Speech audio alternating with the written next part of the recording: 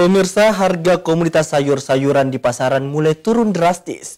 Banyaknya stok sayur di petani membuat harga anjlok. Sepekan pasca Idul Fitri 1444 Hijriah, sejumlah komoditas sayur-sayuran di Pasar Pak Bambaing, Kota Makassar mengalami penurunan.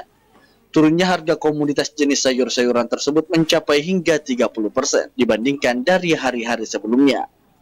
Komoditas kentang misalnya dari harga Rp25.000 per kilo sekarang menjadi Rp18.000 per kilo.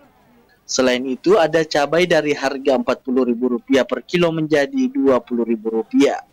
Bawang putih dari harga Rp32.000 menjadi Rp28.000. Disusul dengan bawang merah dari harga Rp40.000 per kilo menjadi Rp35.000. Yang mengalami kenaikan dari komoditas sayur apa saja? Kayak bawang bombay. Bawang bombay dia Harga 40 sekarang.